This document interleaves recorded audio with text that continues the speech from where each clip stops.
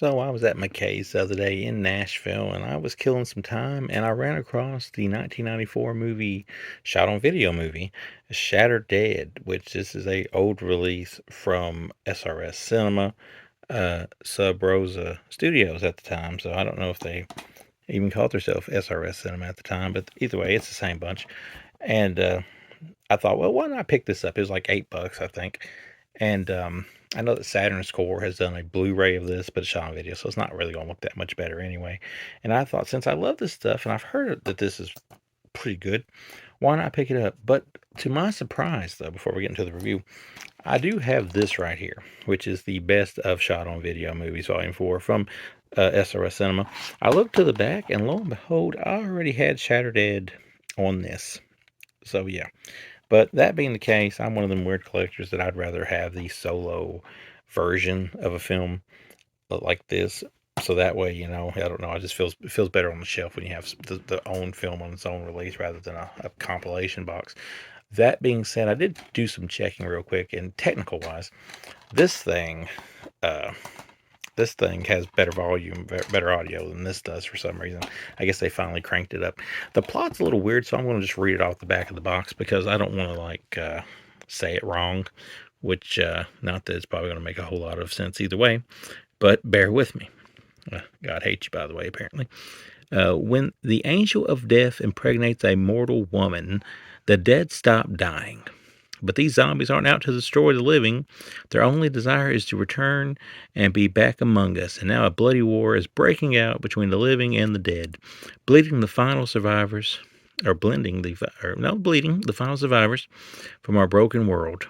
And we'll just stop there because that's basically what it is there. The zombies are not dying, and they're not trying to eat your brains either. They're not trying to eat you in general, but still, for some reason, nobody can get along because, in typical fashion of zombie movies, the living is probably just as bad as the dead, and there's social commentary, and basically nobody gets along, and everybody gets in their own way. But nonetheless, this girl here is running around, and she ends up in a situation where her car is basically this thing happens with the car, so it kind of breaks down. So a pack of zombies and this preacher guy kind of takes it, which leads her to going and staying at like a shelter, and people break in there and a massacre happens there. And that's probably like mainly the highlight of the movie, to be completely honest with you, as far as blood and gore goes. But it is weird and strange and surreal, so that also does help the mood of it. But basically, the plot is she's just trying to get back to her house. And when she finally gets back to her house or back to her home or back to the people that she knows, so to speak, um, things aren't what she expected them to be. And that's basically the gist of it. It's a shorter film. It's not very long, so it doesn't really wear its welcome out with you in that regard.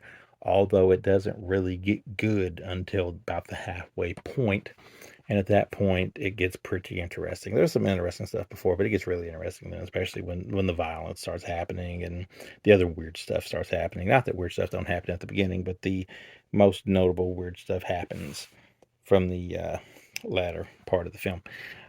Being shot on video, I respect the way it was shot, because there's stuff that happens here. Like a dude is set on fire in this movie, which you don't usually see fire stunts in shot on video movies. But this one definitely was a movie made by a guy who had a vision, and the director's name is Scooter McCrae, who is praised by most people that love these type of movies. I think he made like 7 tongues, 13 tongues, 8 tongues, whatever the movie's called.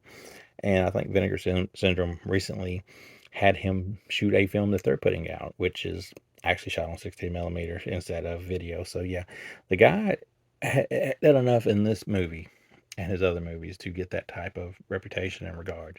So yeah, I give it credit for that. It's packed of nudity. It's packed of weird stuff. It's got a lot of blood splattering everywhere, and it's entertaining enough for a shot on video movie to get about middle road with me, 2.5 out of 5. If you like shot on video, I do recommend you watch it. That being said, there is the director's full-length cut, interactive menus, 3 audio commentaries, behind the scenes, tour of the Shatter Dead house, original trailer, and bonus content. Now, all that is good. The extras are actually entertaining. But this being one of the original old days of DVD, they kind of get in their own way. And when you go to each menu, it seems like it takes 1 minute. I think it's like 1 minute of footage is shown before you even get to whatever you can select. So you'll be fast forwarding the cutscenes to get to the menu. So that's a pain in the ass, but that's like old days of video or old days of DVD. That's what it looks like. Nothing fancy there. This is an old CD warehouse release. So yeah, and obviously somebody doodled in a marker, I think, on the UPC code. But other than that, can't complain. It's better than I thought it would be. It's not as good as I was told it was, but it's better than I probably thought it would be, if that makes sense to you. So if you've never seen Shatter Dead and you like shot on video stuff, it is worth watching.